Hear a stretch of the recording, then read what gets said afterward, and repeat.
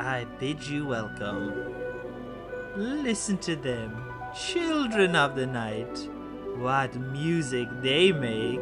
Hi everybody, it's me, your old pal Ashley, and today we're getting a little spooky as we talk about the 1931 Dracula. Let's get the fun facts you all know already out of the way first. Dracula is actually the name of the scientist, not the monster.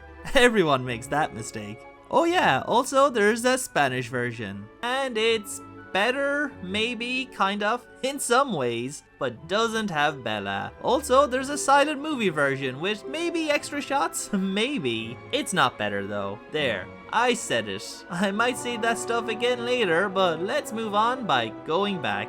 The history. You know, Ireland has given the world a lot. The spacing between words, yeah, that was us. Tanks, guided missiles, and submarines. Sorry about those ones, but we balanced it out by also inventing flavored crisps and the portable defibrillator. So, you're welcome. But it has to be said, our greatest creation, Dracula. Written by weirdo Bram Stoker, in the hopes his awful boss Sir Henry Irving would play the titular role. Spoiler alert, he did not. He did not care for Bram or his work whatsoever. What an odd relationship, but nevertheless, the book would eventually become a hit. I mean, it was always successful and sold well. It's not like modern times where some books become New York bestsellers and are immediately forgotten forever. But Dracula wasn't exactly a smash hit. It was in a crowded field in its defense, back in the day, with other amazing writers and authors about, such as Oscar Wilde, W.B. Yeats, George Bernard Shaw, and of course, I'm sure, some British people wrote some good stuff too. They must have. Dracula would also be printed in newspapers, and Stoker would make an abridged version and adapt it to a stage play. He wrote many other stories in his lifetime, but none were particularly successful in comparison to Dracula, and for a dandy Victorian gentleman with a big successful book, he wasn't actually all that financially secure, so when he died in 1912 to exhaustion, let's say, he didn't actually have that much money or profit from his books. Which brings me to our next point. Nosferatu. The book's popularity would begin to rise when German director W. Murnau made Nosferatu, a symphony of horror. A silent film starring our friend Max Schreck. The sneaky German director thought he was being real clever when he stole the story without getting the rights and just changed everybody's names a little bit. Haha! The perfect crime. The silent movie was also moderately successful. I know, most people don't really care for silent movies. I love them, but I'm a well-known contrarian. But Nosferatu is a silent era masterpiece when it comes to atmosphere and imagery. Honestly, to me, it's much more visually memorable than the later 1931 film adaptation. Iconic scenes of not Dracula who looks like a rat fill in every frame. Here's Nosferatu on a boat, Nosferatu walking up some stairs, Nosferatu not being a big fan of sunlight, and of course, Nosferatu turning the lights on and off. If you can go to a screening of this film with a live musician playing, you will not regret it. Or you will regret it. But those are your two options. Florence and Lemon Balcombe. Honestly, a lot of Dracula's success has to go to Bram's ignored wife, Florence and Lemon Balcombe. She was a Dublin socialite and apparently a bit of alright. A real ride, as they would say back in the day. She even turned down Oscar Wilde for her Brammy Poo, and his theatre connection would allow her to live her best socialite life. After Brammy Poo shuffled off this mortal coil, she became caretaker of his estate and works. Being a classic Irish mammy, she took no guff and she successfully sued the makers of Nosferatu for being a big bunch of thieving bastards. All copies of the film were court ordered to be destroyed, but luckily a few survived. The film company, Prana Film, had to give all profits to Florence and, don't call me Lemon, Balcombe. So naturally they declared bankruptcy and avoided paying damages or royalties, cause God forbid an Irish person get their due back in the early 1900s. The play. This lawsuit, many believe, helped thrust Dracula back onto the island of relevancy. Florence would give the go-ahead for a play adaptation of the Gothic, I want to say classic, but I guess at the time it was still fairly new. In 1924, some guy called Hamilton Dean was responsible for creating the stage version of Dracula, which toured England and later opened in London in 1927. The play caught the attention of some other guy, an American producer, Horace Liverwright, who brought it to Broadway with a new script by John L. Balderston to make it, less British. Cause ew. For the role of Dracula, they cast Mr. Bela Lugosi, a Hungarian actor who had fled political unrest for being a big old socialist in his home country. He had recently moved to New York, and Dracula would be his first English-speaking role, and he learned his lines phonetically. Bela would play Count Dracula on stage over 500 times before he ever appeared in the 1931 film. The play was a major success and toured widely in both the US and UK. Its popularity led to director Todd Browning to adapt it into the 1931 film version of Dracula. Naturally, you would think with Bela, right? But no. So sorry. Studios did not want him. He looked weird, he sounded weird, and frankly, he wasn't a big enough star. But Mr. Bela Lugosi wouldn't take no for an answer, so he succumbed to the crushing force of capitalism and accepted an insultingly low salary to play the Count Dracula again. Thank God though he did, because I honestly believe his iconic look and his weird magnetism is what really made the character iconic. English Dracula versus Spanish Dracula. Ole! The film directed by Ted Browning is okay.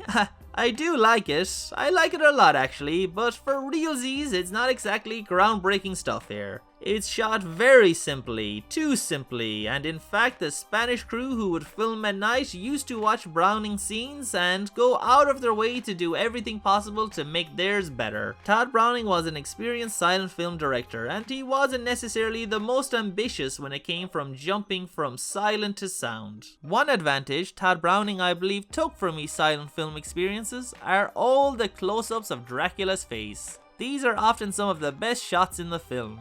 Another edge it loses though to the Spanish version is being much shorter. The studio, against Browning's wishes, would cut out scenes they felt were boring, which would hurt some of the atmosphere. But it does get you to the action quicker. Browning also cut and redid some lines from the script himself though, and in all fairness, made them much better, particularly the Count's introduction. A common sentiment is people wish the Spanish version could have had Lugosi. I don't know if I agree. There is a lot in the English version I feel is much better. While Spanish Dracula may have fancier camera moves, the English Dracula has more important things. For example, in the English version they changed the script to have it be the Count himself, not the bride who feeds on Renfield, apparently going against the studio's wishes. Then there's Bela Lugosi himself, who keeps everything together. He is bigger than the sum of all the other parts. The film also has some terrific actors like Dwight Fry and Edward Van Sloan, but it is Bela who draws you in and doesn't let go. Everything he says is gold. It could be him complimenting the ambience of the evening.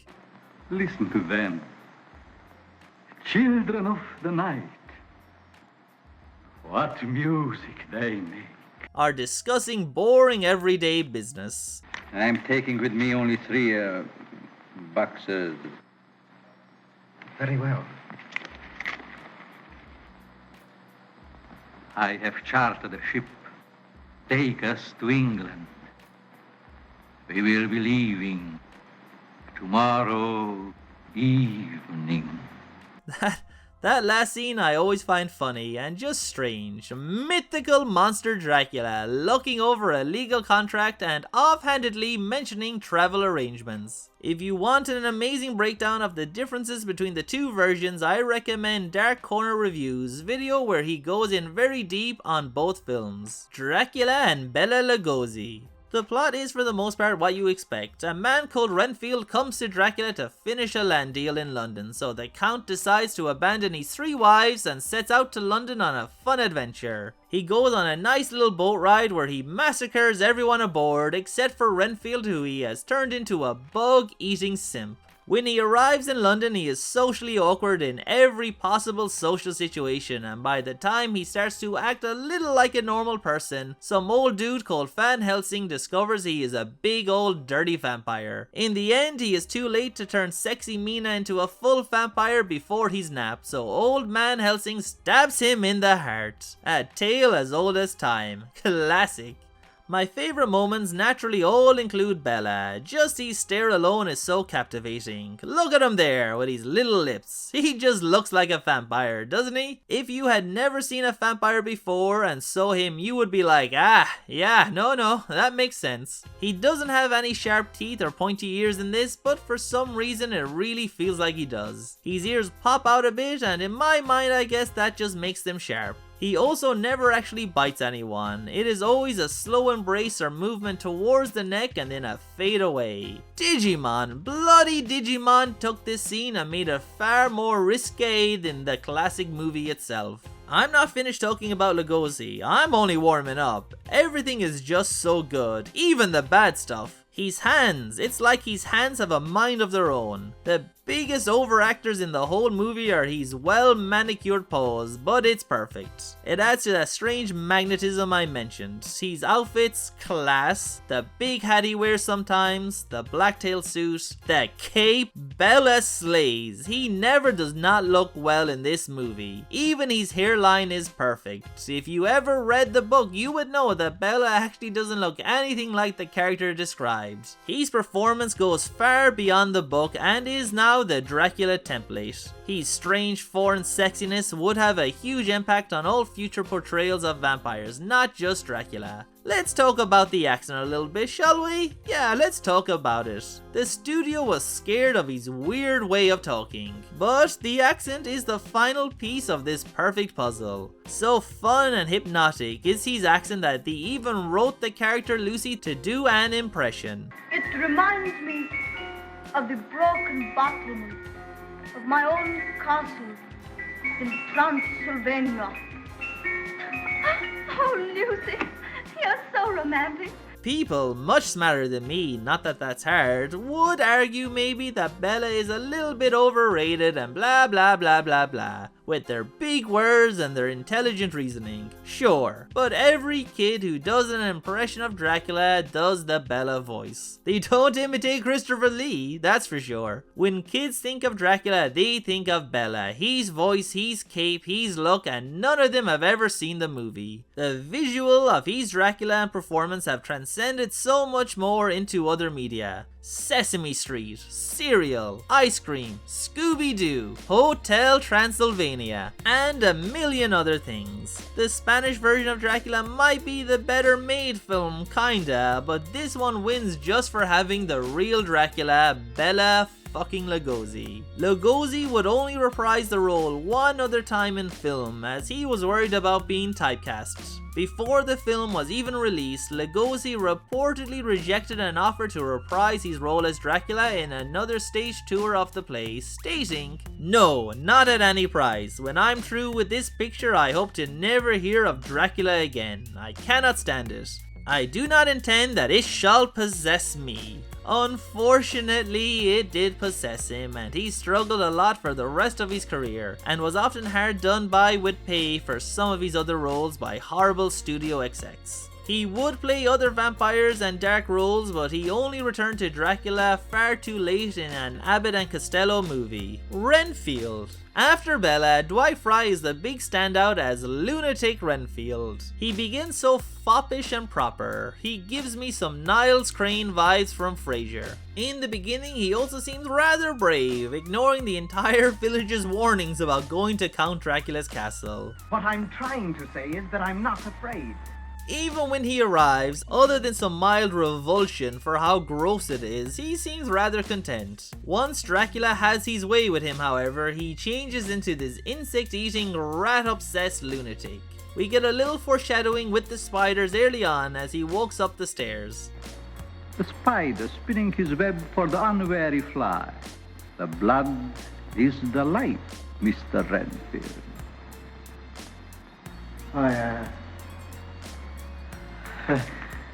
Yes. I like the foppish Renfield, but nutcase Renfield is best Renfield. His intense stare, his terrifyingly eerie laugh.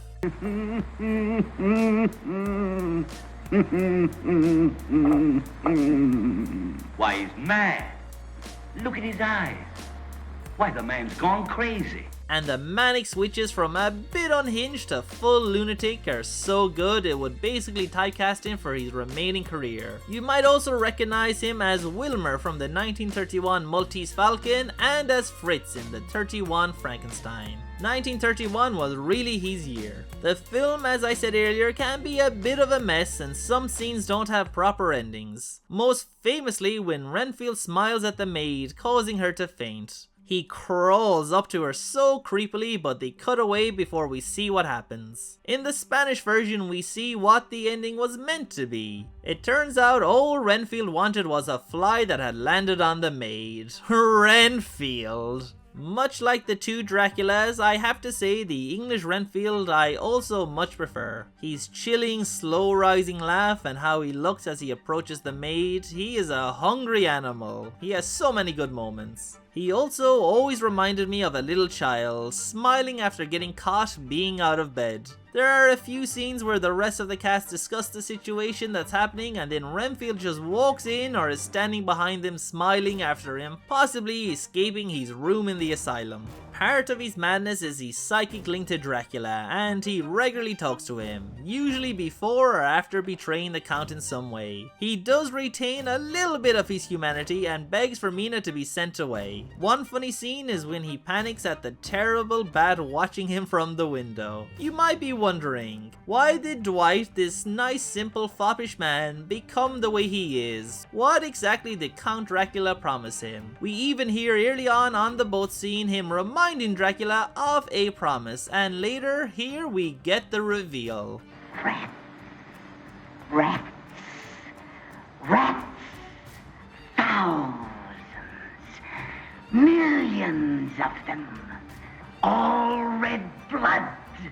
All these will I give you, if you will obey me. Gross. Poor old Renfield, but does he at least get a happy ending? No. He unintentionally leads Helsing and Jonathon Harper to Dracula's lair, enraging the Count. Renfield begs Dracula for forgiveness and not to kill him as he has too much blood on his hands. But the Count, who's a real jerk, just pushes him down the stairs to his death. In the Spanish version, Van Helsing keeps a promise to save his soul. Does the same happen in the English version? No. But oh well, I guess he's burning in hell. A really fun character though, with a lot of great scenes and lines. Dracula?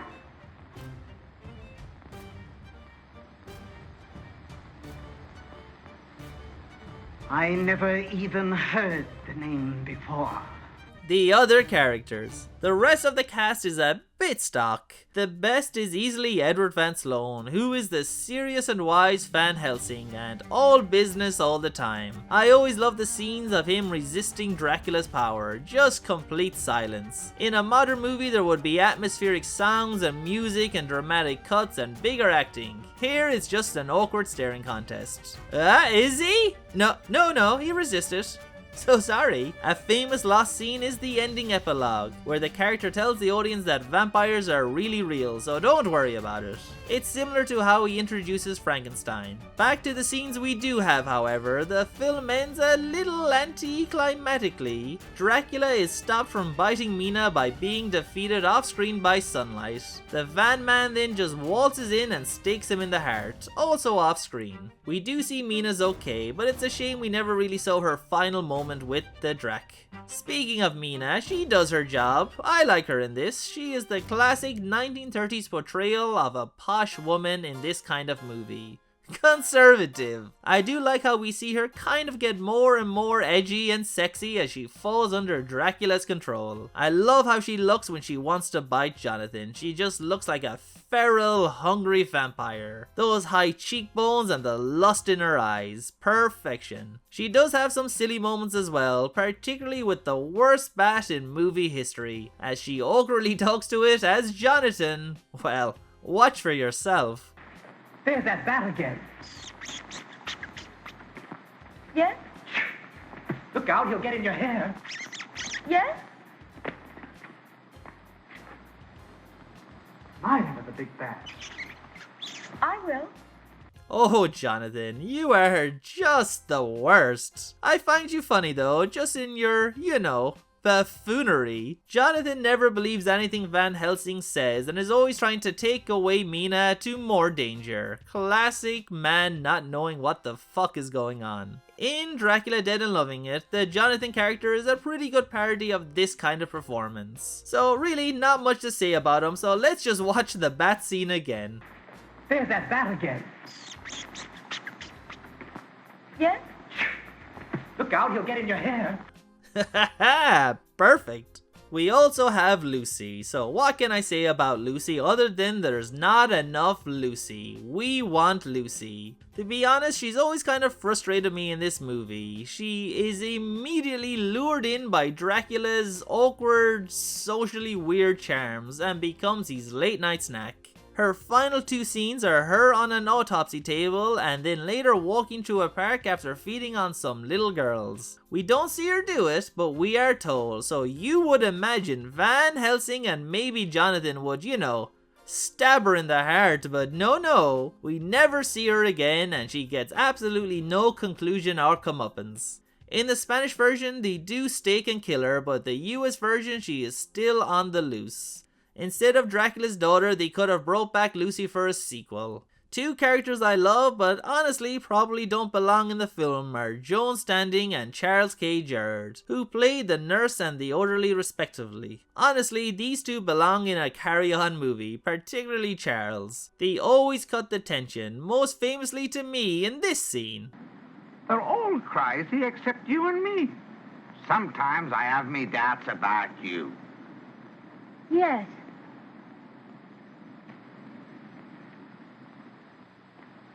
Ooh, matron. They are fun though, and I don't really mind them. You could do a whole comedy spin-off of them and Renfield where he is constantly escaping his room to their complete befuddlement. Just picture it, Renfield running around and the two of them with a big net trying to catch him. So much potential for an extended universe here, and all we got was that weird Renfield movie. Conclusion. Is the 1931 Dracula scary? No, not even slightly. Only if you are scared of possums and armadillos. But is it worth watching today with its scary bad effects and Dracula's awkward understanding of social cues? Maybe. It's interesting at least. I enjoy it, but I'm notably odd. I want to say hardcore film fans, but there is such a variety in what a hardcore film fan is nowadays, so you never know. But if you are interested in the history of film and enjoy the classics, then this really is a must watch in my opinion, along with Nosferatu. Dracula 1931, it does lack a soundtrack, but it's actually not too bad, and you get into the cozy atmosphere of it very quickly. That's the best word to describe this film. It's a cozy little horror that helped pave the way for much bigger things to come. Just a moment, ladies and gentlemen, a word before you go. We hope the memories of Dracula and Renfield won't give you bad dreams, so just a word of reassurance. When you get home tonight and the lights have been turned out and you are afraid to look behind the curtains and you dread to see a face appear in the window, why, just pull yourself together and remember that after all, there are such things as vampires.